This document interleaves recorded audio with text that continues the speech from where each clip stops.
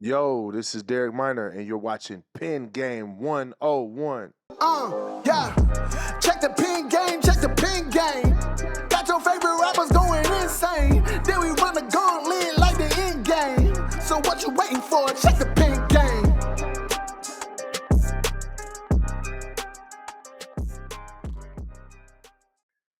Yo, what's up? It's Justin from Rapzilla. I am here with Luc DiMarzio, Mr. Cutright, and Derek Miner for Pen Game 101, episode 16. And we are talking about Nobody's Perfect, which hopefully by now, as you're watching this, is one of your favorite albums of the year, if not your favorite album of the year. Come on. Mr. Derek Miner, what's good, bro? How you What's doing? happening? What's happening? All right. What So, up? Pen Game 101. We're Mhm. talking about your pen. We're playing some games. You're taking us to school on the 101. If you've seen the show before, we know you haven't, Derek. I'm talking to the viewers. You've seen the show before. You know how this goes. Wow. All right, let's go. See, Oh, look, he's awake yes. now. He's It's good. like, what are So- we doing? All right. Oh, good. Yes, So- that's right. He need to be awake. He need to be awake for Take a this because cut. you're in Alliance. Then right now, I'm so glad this is episode number 16. Since you a rapper among rappers, I don't think you got no problems with these 16. So we're gonna do this game called Build a Bar, where I'm gonna throw out a word and you're gonna go ahead, you have to, structure a rhyme. We're gonna do Jenga, you know what I mean? But in reverse. You ain't pulling the blocks out, you putting Oh my gosh. Okay. right, you know what I'm saying, bro? That's right, Get it. bro. All right, check it out. So the first word, Scuba Gooding Jr. Scuba Gooding Jr. Scuba Gooding Jr. Bars float on your radio. Hold up. Look. Off the top of the dome, you know I'll move it through you. Bars flow through your radio. Scuba Gooding Jr. All right, You know what I'm saying? I don't know. Let's You go. beat him in the head like Montgomery, bro. Don't do that. Don't do that. All right, yo, Let's try it out. taco meat.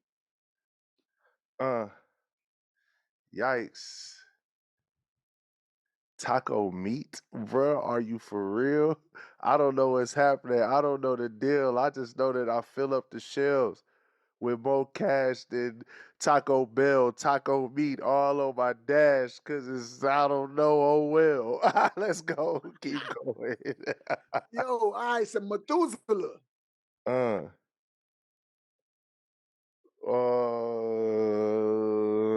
Man. What kind of bars are these? This man giving me these words. It feel like a disease. Man, but the flow's sick. I get older with time. Methuselah flow. I guess I got those kinds of rhymes. They classic. Back with it, I'm master. The flow is so boombastic. I don't know, dog. It's off the top of my brain. Trying to catch it. Let's go. Halfway there. I see you know what I'm saying? Mr. Major. Ain't no minor over here, Mr. Major. I see you. All right, look. Sweet Chin Music. Kicking it off. Kicking it Kicking over it. the opening. Yeah, all right. Kicking it off. Oh my God, this generation. Sweet Chin Music to your dome when I knock these bars off the top of the.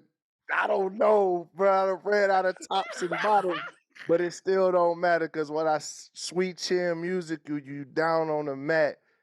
I don't know. That was whack.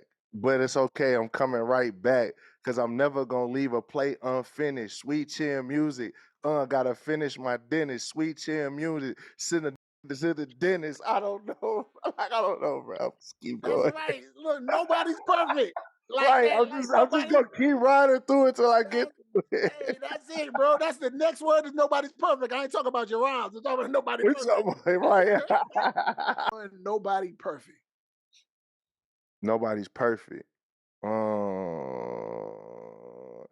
I remember sitting back wondering about these curses till I found out that nobody's perfect, but God is worth it. Off the top, telling them the praise, I observe it. Sabbath, I rest, chill, and kick it. Nobody's perfect. I don't know. Did I get it? I just Hey, closed bro, my eyes and went to another.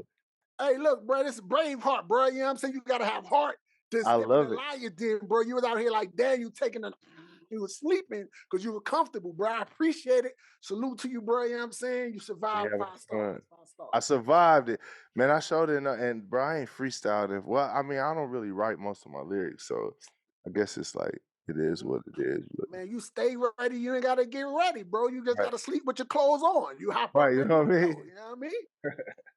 So you do the Jay-Z method of recording. You just get in the booth and rap, and then you cut For it the up. for the most part, yeah. For the most part, I just go in and I find that to be the best way to find some new pockets and new ways to write. So yeah, definitely. Yeah, because we're recording artists. So recording artists aren't freestylers. Battle rappers, they do that. So look, I'm happy that I didn't. I think the thing about rapping is you have to be a verbal processor. Like you got to be able to rap through it. And I think sometimes people are trying to make these every bar be perfect. It's like, nah, I'm gonna rap through it till I get to it. So let's talk about nobody's perfect. So let's talk about your pen. You're gonna basically we're just gonna go track by track, and you're gonna tell us some of the story or some of the behind the scenes, anything cool that happened within that track. I know you got your documentary that kind of talks a little bit about each song. Mhm. So you can expand on what you said, or you can kind of say, here's something interesting that nobody knows about this track. I'll leave that kind of up to you. All right, bet. Um, so the first track of the album is Hallelujah. Yeah, so the interesting part about this is it wasn't the original intro on the album. So back in, see, March and April, I was touring this project and I get an email that says you cannot use this sample. It's been pulled down off of TrackLib, which is where I got the original for the one. So I was like, yo, my album, I'm almost done with it. I'm heading to mixing. Is there any way I can is there anything I can pay? Can you give me with the publisher? And they was like, nah. So I reached out to the publisher myself. I called some people in London, wound up getting some people in Sweden. And I told them my plans and they were like, nah, no way. They're like, you can't use this. So I was like, well, I mean, what's the price? I mean, is there a price? They're like, no, there's no amount of money that we're gonna let you use this. I was like, okay. Wow. I was like, dang. He put his foot down, so I ain't saying nothing else. But and it was a blessing in disguise because I was in New York and I just had this melody, la da da da da, la da da da da. So I sent that. I went in the bathroom and I did that voice memo. People thought I was singing in the bathroom. I guess whatever. So I sent it out to my homeboy Quentin, and Quentin sent back some guitars. So the whole time while we were on the road, I just was just thinking about all the stuff I was going through and I've been through, and how hard it's been to make music and at times. And man, that's where that whole song came from. Really, just adversity. And then also during this time, somebody there was a yeah, there was a lot going on, y'all. I don't even want to get into it. Just watch the documentary, you'll see. Like you'll get it. Okay. So Next. check it out. I Go ahead, cut. wait, because I gotta say this. I've been holding this back, bro. I told Justin the moment that I heard that record, bro, the opening bars like hit me like I gave God all my pain, but forgot to give him praise. Bro, Man, that joint was so powerful as a statement because, like you said, like we can get so caught up in giving all our problems to God. We can get so caught up in all everything that life got to throw at us. You know what I mean? And you know what I'm saying? It gets to a point where God becomes a therapist instead of a father. You know what I'm mm, saying? And you know what I'm saying? And just reminding people of that from the front of the album. You know what I'm saying? yeah, Saying, yo, listen, like, yo, I ain't this perfect person. I've been in this place, you know what I'm saying, where all I was giving God was pain, you know what I'm saying, and forgot that you know what I'm saying that what I was supposed to give him was myself, my heart, you know what I mean? And all yeah, that.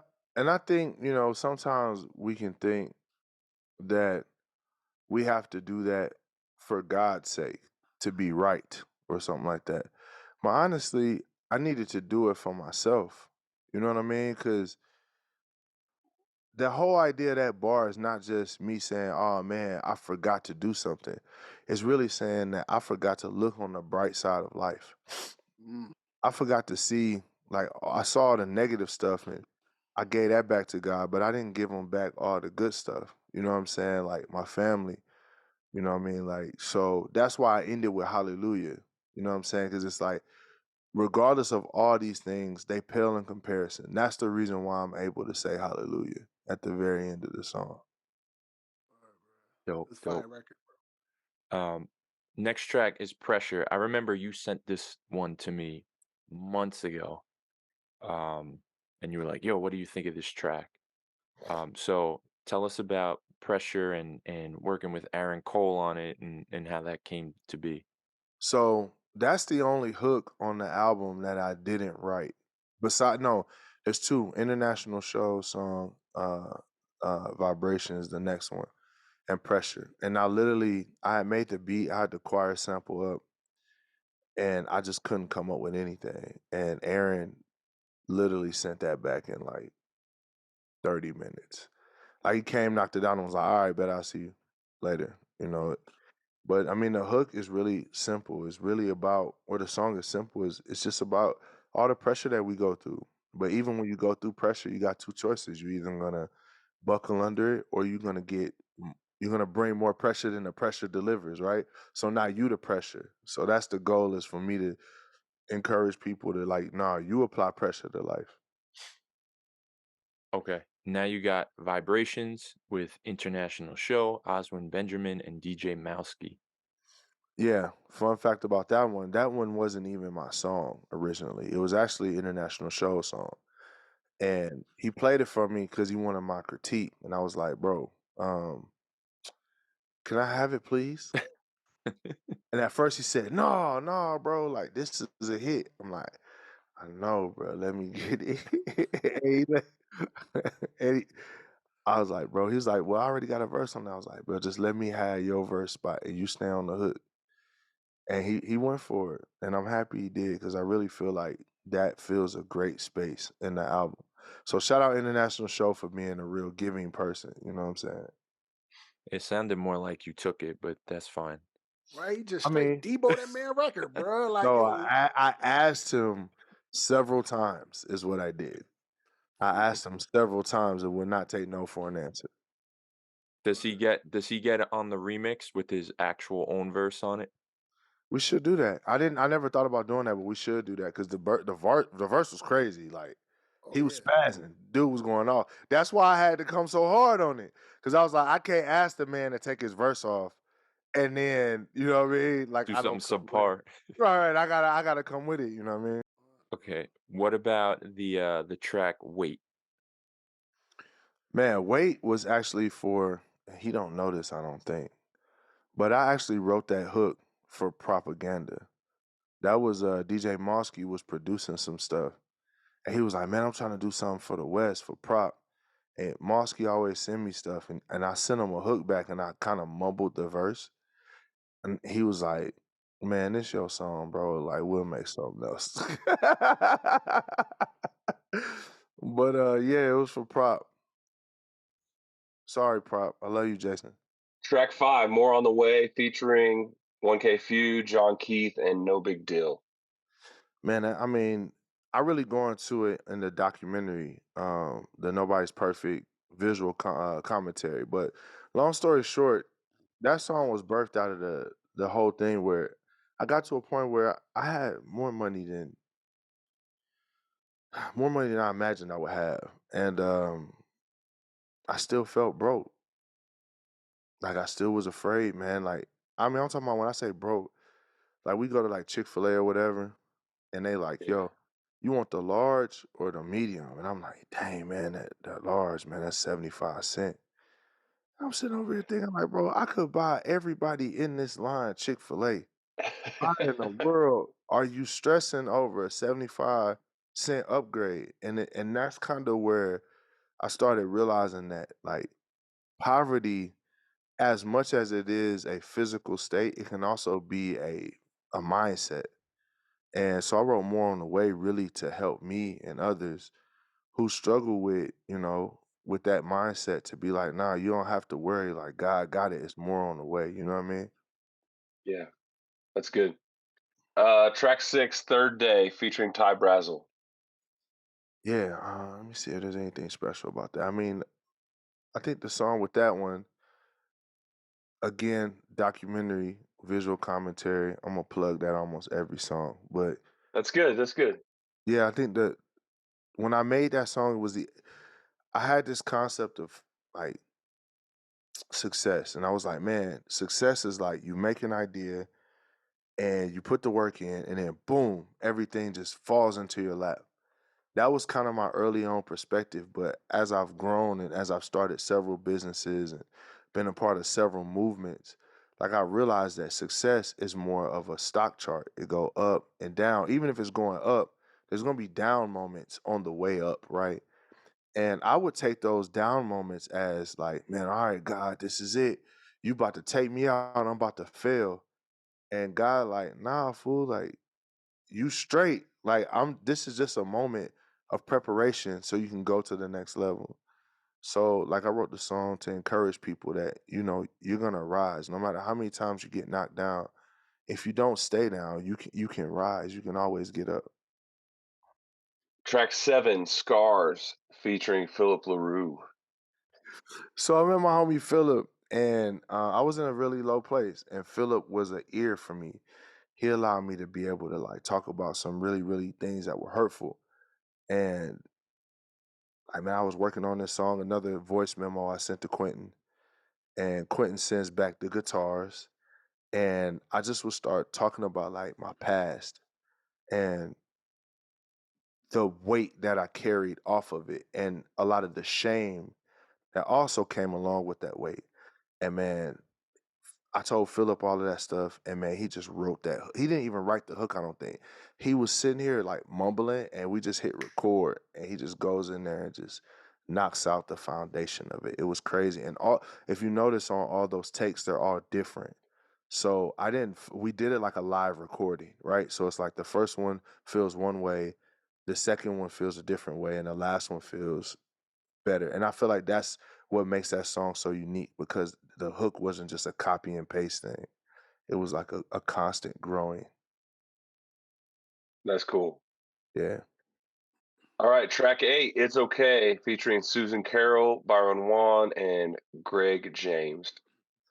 Yeah. I mean, it's okay. It's an anthem for people that don't feel good, that don't feel okay. And it's like, man, it's okay for you not to be okay. Like you don't have to have all the answers. Like you don't have to be the perfect person. You just gotta keep trying and be repentant when you make mistakes. But I saw on the album you had Scars and It's Okay back to back on the project, with one song highlighting the human experience, the pain we all go through, and the pieces that are left behind from said experiences, and the healing experience, realizing, as you stated, that everyone suffers and they don't have to struggle alone. With the suicide rate rising in the church and people being more transparent about their mental health, what advice would you give to someone who is currently trying to navigate their dry place? Man, that's good. Um, I'm gonna tell you something that's counterintuitive to what um everyone tells you. So I'm not telling you that if you struggle with suicidal thoughts, um, to succumb to those thoughts. I'm not telling you that. I'm saying fight those thoughts with truth. But that's why I would say number one is to fight everything with truth. With because our emotions can trick us. Your emotions can make you think that you have the worst situation on the planet, and it's really just a couple things that you need to work on. And man, as a person that struggled with not even wanting to be here at times, like man, I look at my sons now and I get to take them to like football practice and basketball games and stuff. And I think like, man, I would have missed all of this. And they may not have gotten to do any of it. And that would have been a terrible decision. So I'm telling you to number one, if that's where you at, like you have to know like life is beautiful. Even when you don't feel like it's beautiful, it is beautiful and it's worth fighting for. And you have to use truth to fight those thoughts. And you need community to fight those thoughts. You don't suffer in silence. Like, find somebody and be okay with being an inconvenience. Because oftentimes the strong friend doesn't want to make everybody, they don't want to be the center of attention. They don't want inconvenience. And your conscience will make you feel like if you ask for help, that you're being like too needy, or that you're being like you feel shame, like, man, I'm trying to make myself the center of attention. Like, fight that. If you're fighting those thoughts, you need to talk with people. But what I'll say on the back end of that, so I said all of that, but I'm gonna add something else to it for the people that are struggling with, like, man, I think I'm struggling. I think you have to be realistic and be honest with yourself before you can at all. You can't, because I think a lot of times what Christians do is they project who they want to be as opposed to who they actually are. And I'm like, if you're struggling with your faith, you need to just come to a point and don't and be okay with saying, I'm struggling right now with my faith. And then talk to some people. But you can't do that if you're not honest with yourself. You know what I'm saying? You can't do that if you're projecting your insecurities on other people, or if you're like, man, I gotta save the world. I don't have time to deal with this stuff. Like, nah, you do. Take time to yourself, and what the Bible says, work out your own salvation with fear and trembling. On track 9, The Love You Give. Yeah, so that was sparked by, I don't know how many people remember this, but um when George Floyd's murderer got convicted, I posted, like, on all my social media, I posted a phrase that wasn't necessarily the most mature thing to do. And I got beat up pretty bad publicly, as far as you know, and this is all in the visual commentary, but I got beat up pretty bad, like, by a lot of Christians. They were, quote unquote, holding me accountable by saying some of the most terrible things, right? But I guess that's what you get for saying something terrible, right? Um, and somebody says there's no hate like Christian love.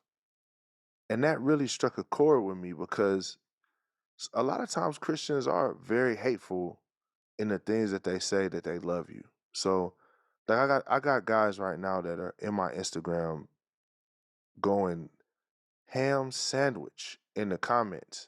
They got long comments and they calling each other stupid and idiots, and that's not what Paul said, you dummy, and this, that, and that. I'm like, bruh, like, is this is the Christian love? Like, listen, brother, I just want you to know, when I tell you these 5 gospel scriptures and call you an idiot, that this is for your own good. It's like, no, fool, that is for you to feel like you're in control, and to really project on other people. So, like, I just wrote a song about that, and about that experience and how I felt. I like how you flip that too, because but as soon as you said that, it brought back him saying the joint about the movie Thug, the hate you give, and the whole police like Yeah, brutality joint and yeah, all of that. yeah, You know what I'm yeah. saying? So Uh-huh. I ain't catch it until then. You explained it to me like that. Right, Yeah, right. yeah. That's crazy that you caught it. That's the beauty of art, though. You hide little messages in there, like, you know what I'm saying? We finish off with track 10, Round of Applause. So yeah, the main thing with Round of Applause is that song is really about, you know, if you made it to another day, you deserve a round of applause. Like like it's my victory lap on the album. It's the man, I made it through this season. Like, I made it, I'm coming out stronger, and I'm blessed. And the hope is for people to hear that song and hear the album in its context, um, and to feel that same way. So yeah, the whole concept behind Round of Applause is really just, it's my victory lap as far as the album is concerned, and it's really just, I really hope that people, when they make it to this far in the album, that they're like, man, I can make it through anything. And I even say that at the end of the album, like, if ever you feel down, put this album on and let Big Brother tell you that, you know what I'm saying, that you can make it. And that's the whole concept. And it also ends with shalom. So shalom means peace. Then the beginning of the album starts off with all praise to the Most High. So it's like, it's chain linked. That's how that album is supposed to link up. All right. Well, we're about to take a dive back into your former pen from a long time ago. Oh gosh. And we call this segment Run It Back. And Luke is gonna take it from here. Is I'm gonna start quoting you one of your old raps. And let's see, like usually we have a point system. I forgot what the point system is. If you can pick up the rap from where I finish the rap, that's one thing. If you could just tell me the name of the song, that's another thing. If you could tell me the album that song is on, then that's the other thing. So, bro, I'm gonna do terrible at this. All right, let's go. Most let's rappers see what are. happens. Most of these All guys right. are. All right. Constantly I'm seeing my people stuck in the struggle, hustle to bubble, but the end result is mostly trouble. That's why I say forgive them. We constantly trying to kill them. Instead of being there for them, you'll rather just forget them. I don't even. I'm not even sure that's my song, bro. I ain't gonna even lie. give him a couple more. Give him a couple more lines, and then we'll call the official. He taps out. He taps. All right. It's funny. Some of you used to buy drugs, used to date thugs. Now you like, and you see them on the streets and they do the same thing. You forget you was praying, Lord, set me free. It's for the people in the crib that's weeded. Put them on their back if it's needed. I think it's on Blackout. That sound like Blackout era lyrics. Am I right? It's before that. It's before that. It's before the Blackout? Yeah. I was gonna say, yeah, it sounds that's when I was raw. Dang, is that like the My Name is Pro mixtape? Yep. Yeah, okay. All right. My Name is Pro mixtape. More to Life with On Delay. More to Life. Yes, sir. I gotta go. Whatever happened to On Delay? Whatever happened to him? He's a pastor. Oh, okay. He was a beast on the mic though, man. He was good. It's a monster, man. Super talented. Yeah. All right. So you tapped out on that one, kind of. That was rough. Yeah, that was. All right. We're gonna get a little newer, and maybe you can figure out this one. They don't know how to take it. Kawhi Leonard, while in Texas, they don't know how to shake it. Kawhi Leonard, while in Texas, they don't know how to shake it. I don't operate your rules. They don't know how to break me. And I've been ball since 2010. They don't know how to fade me. That's off the freestyle. That's I forgot the freestyle. I forgot the name. I forgot 2 a.m. freestyle. There you go. Yeah, there you go. Yep. Freestyle. Yep. All right. Hey, he got that one. That's good. That's one of my favorite verses, though. Like, so yeah. Yeah, how come you ain't finish it then? You need to finish it. If it's your favorite, you should know it. It's so good he can't revisit it. He's just like, it was in that moment. One night only. Bro, I write almost 100 songs a year, bro. Like it's hard, bro. So yeah, that's the thing though. Like I'm a big fan. So these last two were like 2 a.m. in the morning. That's like one of my favorite tracks from you. And then this last one was my favorite verse from you. Maybe one of my favorite verses like ever. It's so good. Respect. I'm punching in the middle of the flow though, just because I like some of the bars here. So we'll see if you can pick it up. All right, here's the last one. My tribe is on a quest. We in your ear like a Q-tip. Oh my gosh. Keep going. In your hood where they know me, where they got shooters like Kobe. I got shooters like Kobe. Keep going. Had a convo with the king. He said my son need to know me. Oh my gosh, I'm lost. Oh man, remember the lyrics. I remember them, but I don't remember this. I don't like it's almost like every time you say one, I'm like, yeah, that's familiar. But I see my brothers in the gutter. They need the truth and they can't vacate. Plus, Christ, he changed my life when it was ugly, like Shanae. Oh my gosh, is that Mission to Mars or something? Like no, who's that? It's the 116 remix. Oh, all I need is 116. That's crazy. Yeah, That's where they got the Uno Seis Uno sample. says, Yeah. Uno says.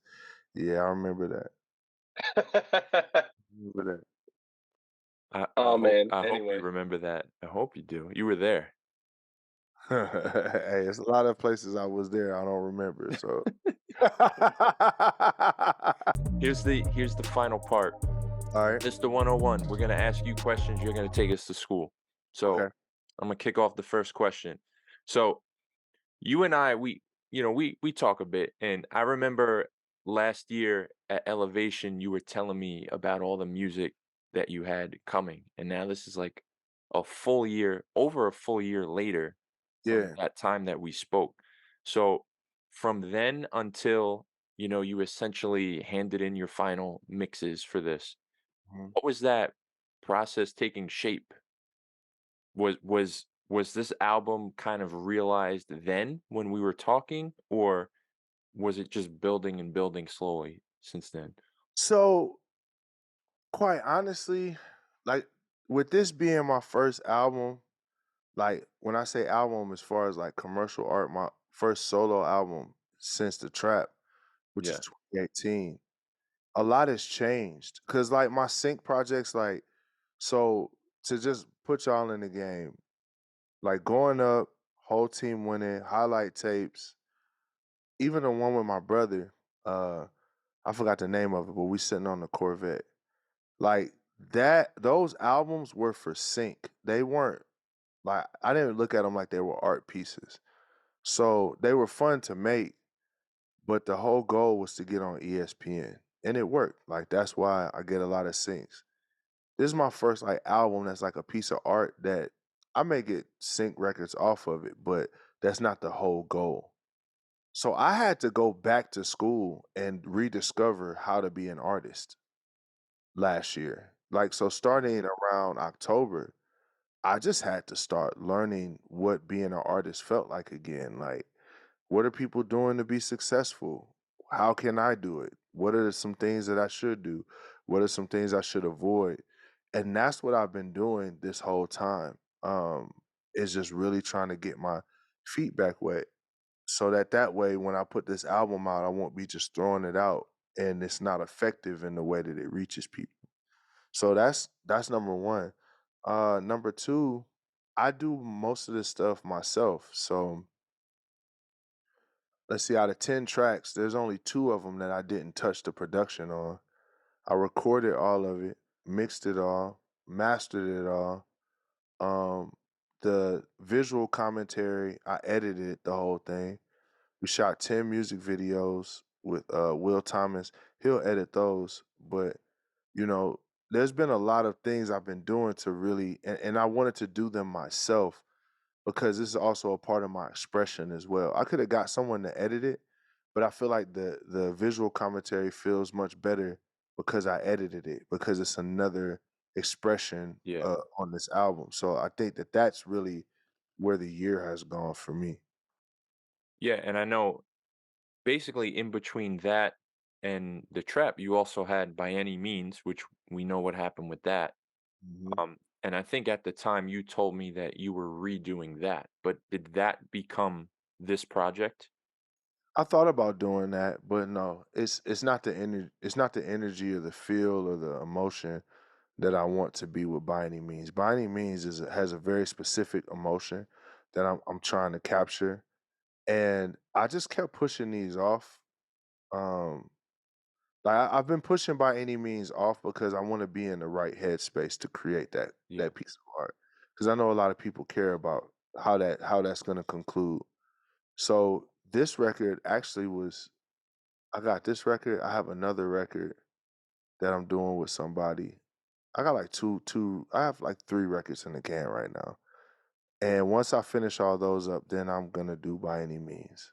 No, speaking of, the headspace and everything, because By Any Means, that record doesn't work anymore because you're totally out of that headspace, right? Of the Yeah, original one. yeah, the original one doesn't work. So I could try to just reproduce the production on it but man, I'm in a whole different place. So I'm even shifting how I want to conclude the project now because I'm in a different place. I have a new view on how life looks. So I want to make sure that I give people the record that they deserve. And that's why it's taking so long. Uh, it's all in God's timing. So I'm waiting just like y'all. Whenever we get it done, the people gonna get it done. Doing the tour before the album's release changed how this album was put together. Oh yeah. Oh yeah. Yeah. Like you wouldn't have the visual commentary if it wasn't for the tour. And that like the whole reason I did it was just because while I was on the road, people were like, man, the people need to know the mind behind the record. Like, and I literally had a person walk up to me and say, I would much rather come to something like this than a concert. They were literally like, I would much rather just come and hear the artist and hear their heart. And it really impacted them in that way. So I was like, man, well, I wonder if we took that same format and made it visual, if it would be just as impactful. So we'll find out. We'll find out. It drops right before the album, so we'll find out. Yo, are you gonna run that tour back?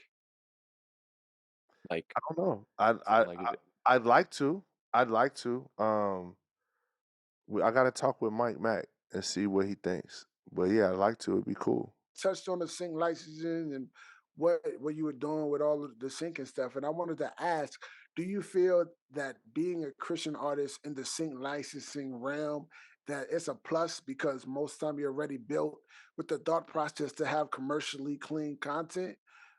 Also, the second question that I did want to just state about is the legacy that you leave behind, because I know you're really active in Discord with the RMG amplifier out there. You're creating an avenue for cats to grow their brand, and that was like mad crazy. I'm saying all of these people who are coming up under the hand that you planted and you know what I'm saying the tree that you planted.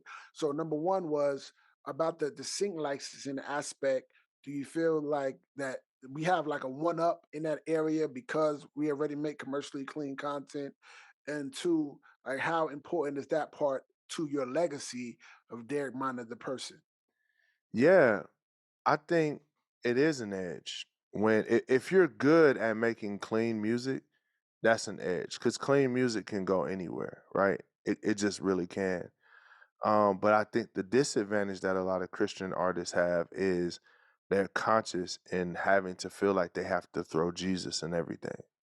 So if somebody sends a brief and they're like, yo, we want a song about cars, and it's like, man, God drove my sin all the way to hell. Like, you know what I'm saying? Like, I feel like that's one of the issues that a lot of Christian artists struggle with, or they don't struggle with actually creating that kind of stuff, but they struggle with, I mean, I know for me, a lot of people were like, man, your music just doesn't have substance anymore.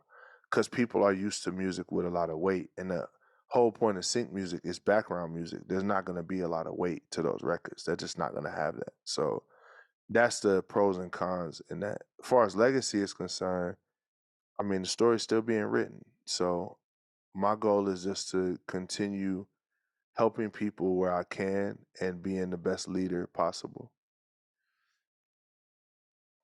all right, Derek, in the documentary you talk about getting a phone call from Toby Nwigwe Huh? reminding you of your purpose.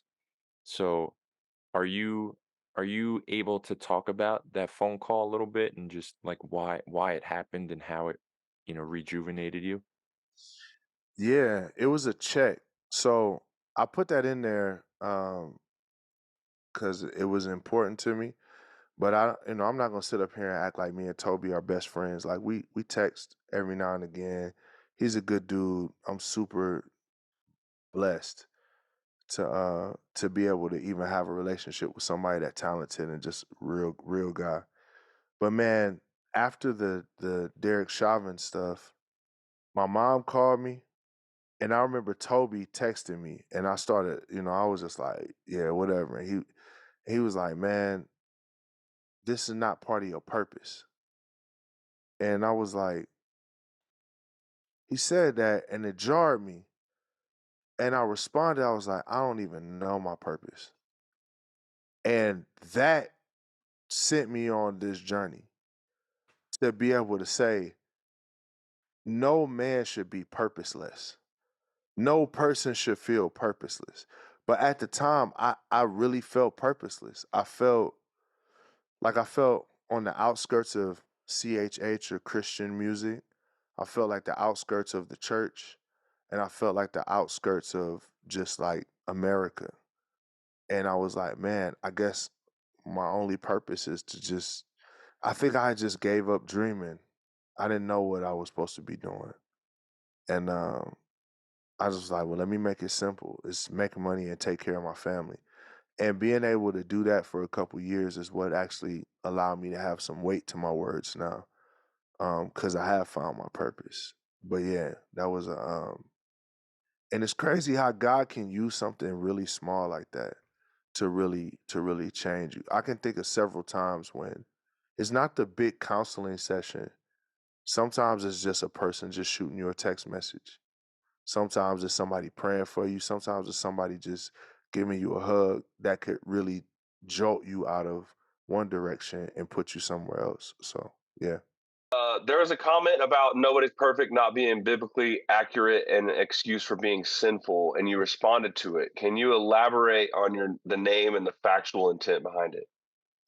Yeah, nah, that means I'm glad that you asked that. So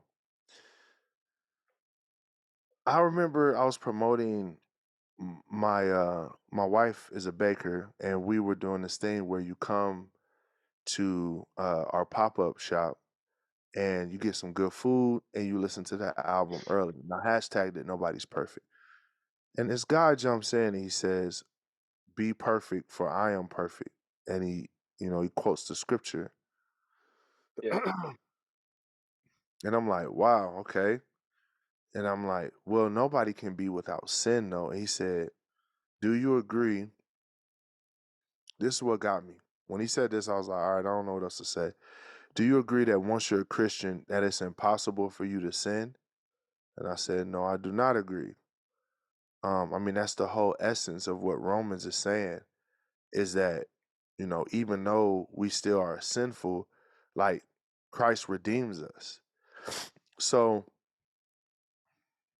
I guess people have this perspective when they hear, and I get it, because people have used the term nobody's perfect to really kind of be like, whatever, and very flippantly. But I'm not doing it in that way. I'm reclaiming it in a way of saying, like, yo, you're not perfect, and that's absolutely normal. Because I know I felt normal. I didn't feel normal for making mistakes. I felt like my mistakes were the biggest mistakes in the world, and nobody else is making mistakes. And I was so full of shame.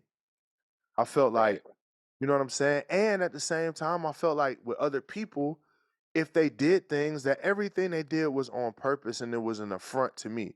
They were trying to hurt me.